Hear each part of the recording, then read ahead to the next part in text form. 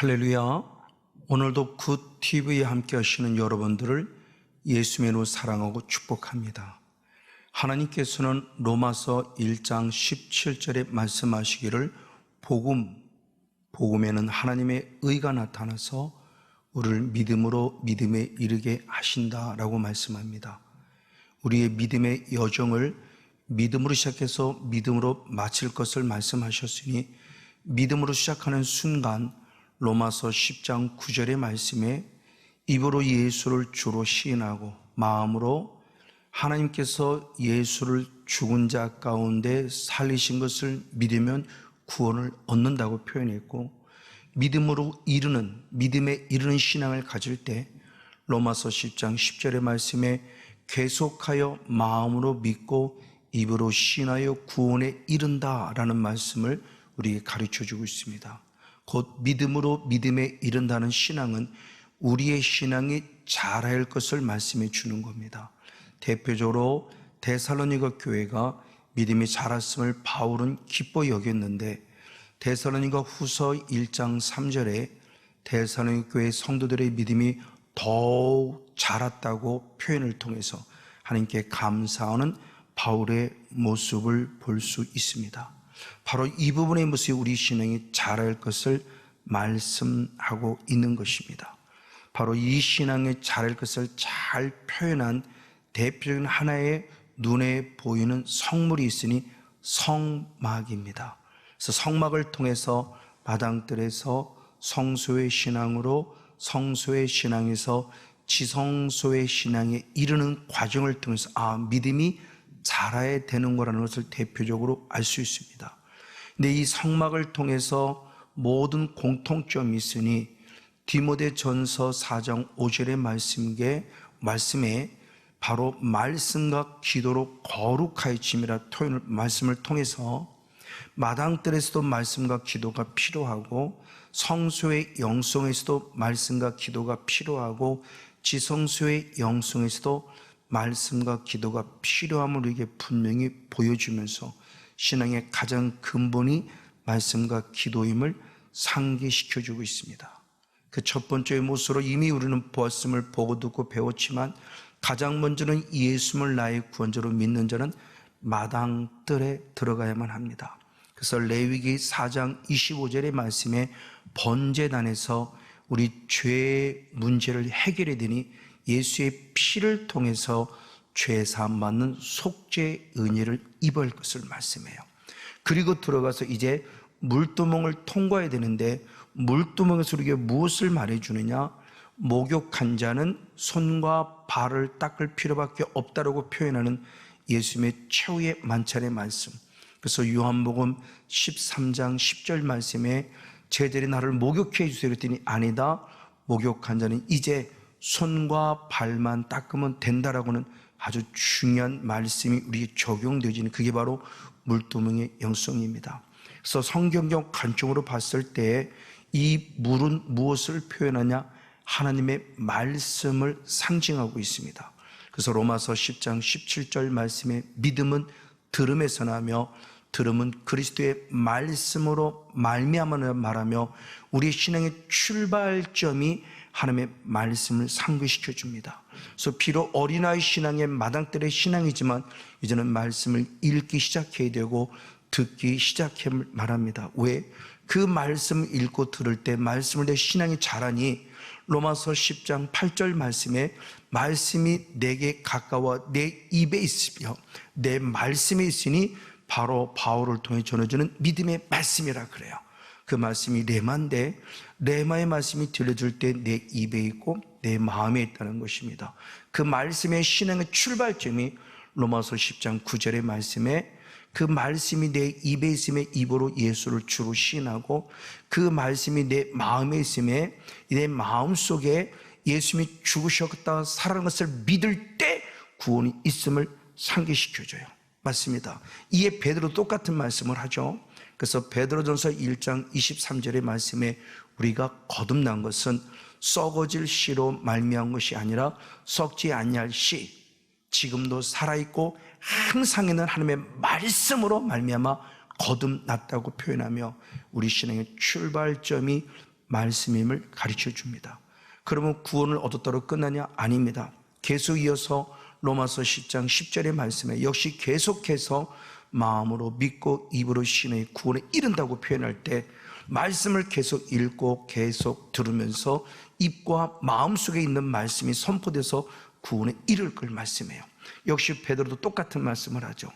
베드로전서 2장 2절의 말씀에 우리가 구원이 이르도록 잘하기 위해서는 어린 아이들과 같이 순전하고 신령해서 사모해야 된다고 말하며 말씀은 사모하는 자가 구원에 이르도록 잘할 것에 대한 부분의 모습을 분명히 말씀해 주고 있습니다. 맞습니다. 이제 이런 신앙을 통해서 물두멍까지 통과한 나는 이제 성소라는 거룩한 곳으로 들어가야만 합니다. 이 성소와 마당들의 차이가 있어요. 마당들은 빛으로 사는데 이 성소는 세상의 빛으로 살아갈 수 없어요. 오직 등대의 빛으로만 살아갑니다. 그래서 이것은 무엇을 말씀하느냐? 세상의 빛이 들어올 수 없는 이 등대의 이 성소의 영성은 바로 오직 하나님의 은혜로만 살 것을 말씀할 때 세상을 사랑하지 말라는 것이죠. 그래서 요한일서 2장 15절의 말씀에 세상에 있는 모든 것이 육신의 정욕, 안목의 정욕, 이생의 자랑이니 이것은 아버지께로 온 것이 아니라 세상으로부터 쫓아온 것이라고 말하며 세상을 사랑하지 말아야 될 그런 부분을 분명히 말합니다. 그럼 세상은 누구부터 온 것이냐? 야고보서 3장 15절의 말씀에 보니 세상적이고 정욕적이고 마귀적이다라는 표현을 통해서 바로 세번역 성경은 소유격으로 말했으니 이것이 세상에 속한 것이고 정욕, 욕심에 속한 것이고 마귀, 악마에 속한 것이라 말하며 바로 이 모든 것들의 모습이 결국은 세상의 가치가 세상, 즉 마귀로부터 속한 것임에 대한 부분을 성경이 분명히 말씀하고 있다는 사실입니다. 그래서 우리들의 참된 신앙의 도가 무엇이느냐? 세상을 사랑치 말아야 된다는 것이죠. 그래서 요한에서 다시 한번 2장 15절의 말씀을 보면 세상을 사랑치 말라, 이는 바로 하나님과 원수가 된다고 표현함을 통해서 아버지의 사랑이 그 속에 없으니 세상을 제거해야 될 필요성을 말해요. 맞습니다. 그래서 결국 이 등대는 누구를 표현하냐? 예수 그리스도를 표현합니다. 그래서 레위기 24장 3절의 말씀에 우리 제사장들의 요구하는 사명이 있으니 바로 저녁부터 아침까지 이 등불에, 이 등잔불에 불이 꺼지지 않도록 계속적으로 기름을 채워야 될 책임이 왕 같은 제사장인 우리들에게 있음을 얘기해요. 즉 예수 그리스도의 빛으로서 사명을 감당할 수 있는 그런 일꾼이 되라고 하는 것이죠. 그래서 요한복음 8장 12절의 말씀에 나는 세상의 빛이니 나를 따르는 자가 어둠에 다니지 아니할 것이라고 표현하며 세상의 빛으로 오신 예수님, 그럼 세상의 빛으로 오신 예수님 우리들에게 무엇을 부어주시냐? 사도행전 2장 33절의 말씀에 예수님이 이 땅에 오셔서 십자가에 죽으셨다가 주님 품 안에 승천에 올라가신 이후 아버지로부터 성령을 받아서 우리에게 성령을 부어 주셨다고 말씀하고 있어요.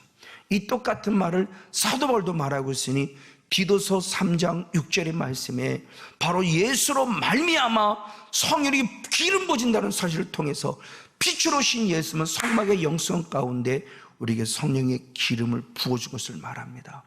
즉 우리가 성소의 영성 안에 들어와서 한 예수 그리스도를 빛으로 만나고 성령의 기름 부음 받아서 우리가 신앙생활할 것을 말해요. 그럼 성령의 기름 부음 받고 어디로 가느냐? 분향단으로 가야 됩니다. 그냥 분향단에서 가장 먼저 것이 역시 뭐냐? 기도의 영성 가운데 레위기 바로 4장 아주 중요한 7절, 6절의 말씀을 7절의 말씀을 통해서 보면 너는 분향단에 예수의 피를 뿌려라고 말하며 다시 한번 피 뿌림의 은혜가 분향단에 있을 것을 말해요. 번전에서 피를 뿌렸음에도 불구하고 신앙이 성장했으면 또 분향단에서 피를 뿌리는 회개의 역사가 있을 것을 말합니다. 맞습니다. 회개할 때 그럼 어떤 일을 주시느냐? 사도행전 2장 38절의 말씀에 회개하라 죄사함 받을 것이고 성령을 선물로 받으리라. 아멘. 맞습니다. 그럼 이 성령을 심는 무엇 해야 되느냐고 했을 때 유다서 1장 20절에 성령으로 기도하라고 말씀했어요. 역시 사도 바울 똑같은 말씀을 에베소 6장 18절의 말씀에 성령을 힘입어 무시로 성령 안에 기도할 것을 말씀했으니 성령 받고 은사가 나타나는 것도 중요하지만 인격적인 성령을 힘입은 우리는 기도의 영성을 찾아가는 분향단의 영성의 회복이 필요함에 대한 분을 말씀해 주고 있습니다. 그리고 이어서 역시 계속해서 이제 성령의 조명 속에 어디로 가야 되냐? 떡상으로 가야 됩니다. 그래서 출애굽기 참 레위기 24장 8절 말씀에 보면 매 안식일마다 떡을 진설하라 표현하며 우리는 늘 살아있는 생명의 떡을 따뜻한 온기가 있을 때 먹을 것을 말씀하고 있으니 매 안식일마다. 그럼 떡이 무엇이냐가 중요하겠죠. 예수는 스스로가 말씀하기를 요한복음 6장 35절의 말씀에 내가 그 생명의 떡이니 나로 인하여 먹는 자는 절코 줄이지 않을 것이라고 표현함을 통해서 당신 스스로가 생명의 떡임을 말해요. 그럼 생명의 떡이라 했을 때 그 떡이 뭐냐는 겁니다. 왜 떡이 생명이냐 그러는 겁니다. 주님이 친히 말씀하길 요한복음 6장 63절의 말씀에 살리는 것은 영이다. 영유를 살린다는 겁니다. 그럼 살리는 영은 뭐냐? 내 건에게 이른 말 그랬습니다. 예수님이 우리에게 일러주신 말, 그 말씀이 레마입니다. 예수님이 우리에게 일러주신 말씀이 곧 영이요 생명이라. 그러니까 예수님 스스로가 생명의 떡이라고 그러셨는데 그 생명의 떡이 뭐냐 그랬을 때 아버지로부터 받은 말씀을 증거하는 그 말, 예수님이 하나님이 주신 그 말씀을 전하는 그 말씀, 레마의 말씀이 생명이라는 거예요. 그래서 예수님은 요한복음 12장 49절 50절의 말씀을 통해서 본 한 번도 자유로 말하지 않았다. 우리 예수님은 하나님으로부터 말할 것, 이룰 것을 명령으로 받았고 그 명령이 영생인 줄 알아. 그 받아진 아버지도 받은 그 말씀을 있는 그대로 우리에게 일렀다. 가르쳐 주었다. 전파했다. 전하였다는 말씀이죠. 맞아요. 예수님 스스로가 아버지로부터 명령을 받은 말씀을 우리에게 그대로 일러주셨어요. 그 여호와의 말씀, 예수님이 주신 말씀, 아버지의 말씀이 바로 생명의 떡이라는 기준을 가르쳐 줍니다. 그래서 요한복음 6장 51절 말씀에 나는 하늘로서 내려오는 생명의 떡이니 그러면서 이 떡을 먹는 자는 영생하리라 그러면서 생명의 말씀을 끝까지 먹고 자란 자가 구원 얻을 것을 그랬어요. 먹는다고 표현했어요. 그래서 하나님은 에스겔 선지자를 통해서 에스겔서 3장 3절의 말씀에 두루마리를 내 배에 채울 것이며 네 창자에 채우라 그랬을 때 내가 먹으니 그 입에서 달기가 꿀 같다라고 표현합니다. 먹으라고 하신 주님의 말씀이 우리에게 채우셨어요. 그 먹으라는 것을 달리 표현하면 데살로니가 전서 2장 13절의 말씀에 하나님의 말씀으로 받았다는 거예요. 데살로니가 성도들은 사도 바울을 통해 주어지는 말씀을 사람의 말로 받지 아니하고 하나님의 말씀으로 받았다고 표현해요. 이 똑같은 말씀이 사도행 10장 33절의 말씀에도 기록되어 있으니 고넬료가 베드로가 전해주는 말씀이 아니라 베드로를 통해서 주어지는 하나님의 말씀을 듣고자 아버지 앞에 무릎 꿇었다라고 하는 이 신앙, 이게 바로 성소의 신앙 안에서 성령의 조명 가운데 말씀을 대하는 우리의 자세입니다. 그 열매가 뭐냐? 사도행 10장 44절의 말씀에 말씀을 듣는 순간 성령을 받았다는 거죠. 이게 바로 믿는 자에게 따른 역사입니다. 그래서 여러분 반드시 성소의 신앙 안에 일어나서 성령 조명 가운데 이제는 기도의 분량을 채우고 말씀을 통해서 더 충만한 영적인 주인이 될 것을 말씀해 주고 있습니다. 그리고 이제 다시 한 단계 더 나아가 지성소로 가야 되는데 지성소로 가기 전에 통과할 부분이 있어요. 바로 휘장이라는 과정을 통과해야만 합니다. 이 지성소가 결국 이 휘장이 뭐냐는 겁니다. 그래서 레위기 4장 6절 말씀에 이 휘장 앞에서 피를 7번 뿌리라 그래요. 번제단에서 피를 뿌리라 그랬고 분향단에 피를 뿌리라 그랬는데 이제 지성소에 들어가는 휘장 앞에서는 7번 뿌리라고 그래요. 이게 아주 중요한 영적 교훈을 줍니다. 7번 뿌리라는 것은 완벽하게 더 거룩하고 깨끗하라는 것이죠. 그만큼 주님은 거룩한 본인인 본질이 더 우리의 본질도 깨끗하길 원하는 거죠. 그래서 에베소 2장 13절의 말씀에 저는 멀리 있던 내가 예수의 피로 가까워졌다고 표현하며 우린 끊임없이 예수의 피를 힘내는 모습으로 나아가야 될 그 놀라운 역사를 얘기해요. 그걸 히브리서 기자가 그랬죠. 히브리서 10장 19절의 말씀에 예수의 피로 말미암아 성소에 들어갈 담력을 얻었다는데 그 성소가 바로 새번역 성령을 비롯한 모든 다른 번역본은 다 지성소로 해석이 됐어요. 우리 개역개정과 개역성경은 성소로 해석이, 이건 우리가 좀 더 번역함에 있어서 좀 더 지성소로 해석하면 온전한 모습일 것 같아요. 예수의 피로만 성소에 들어갈 담력, 즉 지성소에 들어갈 담력을 얻었다고 말하며 휘장의 영성이 우리에게 무엇을 요구하는 줄을 보여줍니다. 왜요? 베드로전서 1장 2절 말씀에 예수를 부인해 본 경험 있는 베드로는 나는 성령의 거룩하심을 따라 예수님의 피뿌림 밖에 택함 받은 자는 영적인 자존감을 가졌어요. 아멘. 우리는 늘 예수의 피가 필요해요. 그래서 번제로 피를 뿌렸고 또 분향단에 피를 뿌렸고 또 지성소로 들어가기 전에 휘장 앞에 또 피를 뿌리는 계속적인 피 뿌림 은혜가 필요한 피 뿌림에 택함 받은 자라는 것이죠. 그러면서 이 휘장이 또 무엇을 요구하고 있느냐? 히브리서 10장 20절의 말씀을 통해서 보면 이 휘장은 우리를 위하여 휘장 가운데 열어놓으신 새롭게 산 길로서 이 휘장은 바로 예수님의 육체이라는 거예요. 이건 뭐를 상징해? 예수님이 십자가에서 죽으심을 상징하고 십자가에 죽으실 때 휘장이 찢어짐을 보여줍니다. 그래서 마태복음 27장 51절에 진짜 십자가에 죽는 순간 휘장의 위에서 바로 쫙 갈라서 둘로 나뉘어져 이제 지성소로 들어가는 길을 열어주셨어요. 즉 휘장은 예수님의 죽으심을 말하는데, 그럼 주님은 예수님의 죽으심을 끝나냐? 아니다. 우리도 똑같이 그 길을 걸어가길 원하세요. 예수님이 기도하셨기에 우리도 기도하라고 말씀하셨고, 예수님이 전도하셨기에 우리에게도 전도하라고 말씀하셨고, 예수님이 어둠을 쫓아내셨기에 우리에게도 어둠을 쫓아내라고 말씀해요. 다 이루었다고 말씀하셨기 때문에 너희는 안 해도 내가 아니라 다 이루었으니 너희도 하라는 겁니다. 우리도 말씀을 이루고는 영성의 필연이 바로 십자가의 죽으심을 강조하죠. 그래서 마태복음 16장 24절의 말씀에 내가 나를 쫓으려거든 자기를 부인하라, 그리고 너의 십자가를 지라, 그리고 나의 십자가를 쫓으라 그래요. 이 지금 우리에게 적용되어져야 돼요. 맞아요.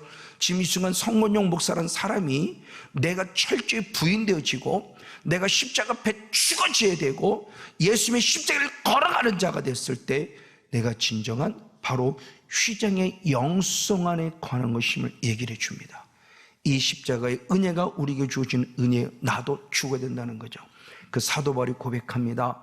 갈라디아 2장 20절 상반절의 말씀에 보면 내가 그리스도와 함께 십자가에 죽었다라고 표현해요. 너무너무 중요한 고백입니다. 우리가 너무나 잘 아는 말씀이에요. 그러나 이거 영의 세계를 조금 알고 다시 이 말씀이 깨달은 것은 아주 신비한 진리가 있음을 또한 깨닫게 됩니다. 그럼 죽음으로 끝나냐? 아닙니다. 역시 갈라디아 2장 20절 중반절과 하반절의 말씀은 이제는 내가 사는 것이 아니요 내 안에 그리스도가 사신 것이라. 그래서 그분이 나를 사랑하사 나를 십자가에 죽으자가 살아시고 예수, 그 예수를 믿는 믿음으로 산다고 표현하며 이제 나는 십자가 앞에 죽었으니 이제는 내가 사는 것이라. 내 안에 신 예수를 주인 삼고 그 예수를 왕으로 삼고 그 예수를 믿는 믿음 안에 살아가 될 삶을 분명히 얘기해 줘요. 나는 죽고 내 안에 예수로 말미암아 살아내는 것을 성경이 설명하고 있다는 것이죠. 이것이 십자가에 지신 목적과 이유이기도 해요.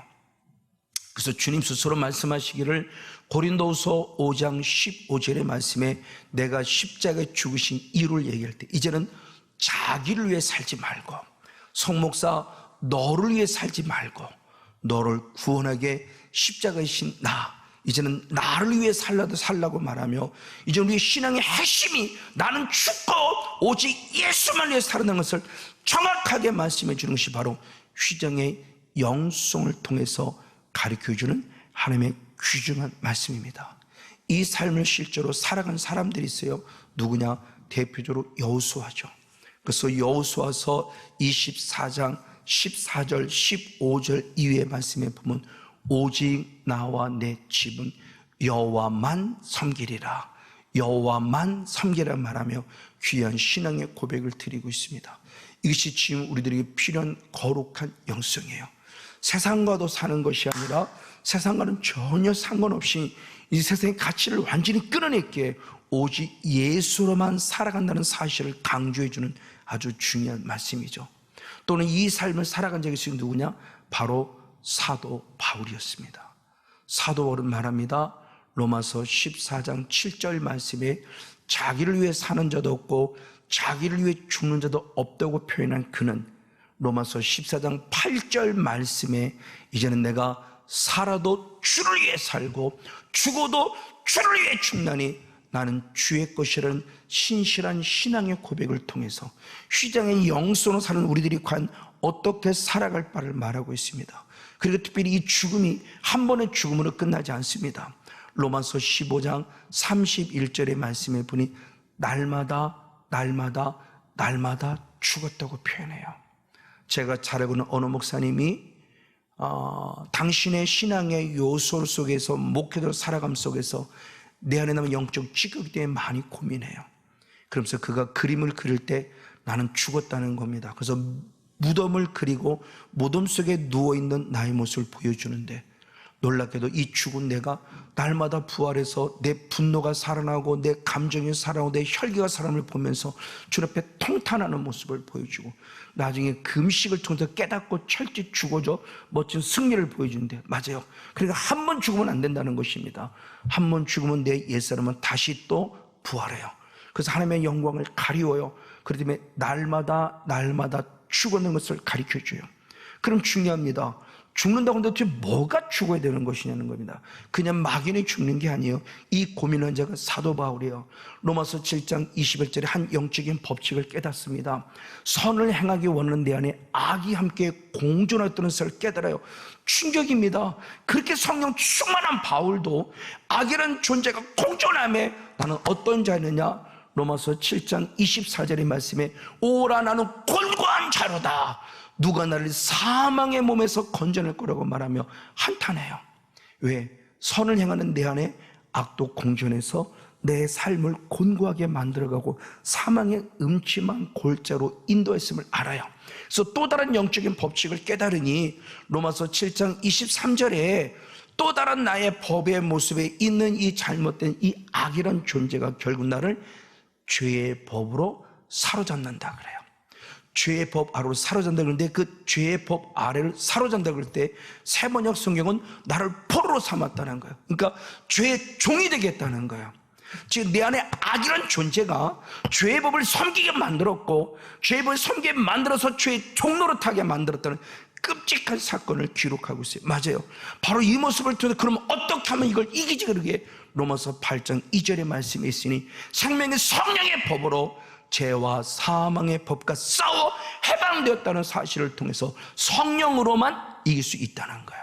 그런 내 안에 남은 이 악이란 존재는 뭐냐는 겁니다. 이걸 바울은 옛사람이라고 표현했으니 바로 에베소 4장 22절의 말씀에 유혹과 구습을 쫓는 옛사람을 벗어버리라는 통해서 우리의 삶이 결국 영적 삶을 말합니다.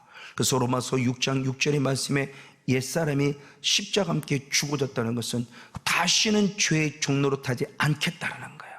맞아, 다시는 죄의 종로라는 악 휘장을 통해서 죽어질 때 영적 싸움을 통해서 이 존재를 싸워 이겨낸다는 것이니 이래서 디모데 4장 7절 말씀은 내가 믿음의 선한 싸움을 싸워서 믿음을 지켰다라고 표현하니 옛사람의 흔적을 끄집어내므로 믿음을 지켰음을 표현합니다. 맞습니다. 이렇게 영적 싸움을 이기는 바로 신앙이 우리에게 휘장의 영성을 가르쳐줍니다. 그런 영적 싸움을 싸울 때 어떤 축복을 공급받느냐? 요한계시록 21장 7절의 말씀에서는 이기는 자는 하나님의 나를 유업으로 받을 것이고 나는 너의 하나님이 되고 너는 내 아들이라 인정받는 기회가 됩니다. 휘장의 영성을 통해 오늘 죽었고 다시 한번 내 안에 예수를 왕으로 삼아 살아났을 때 영적 싸움을 통해서 옛사람을 끊어버리고 하나님의 형상의 새 사람을 존재를 통해서 당당히 영적 싸움의 승리는 주인공 우리 모두가 되어지기를 예수님의 이름으로 간절히 축복하고 축원을 드립니다.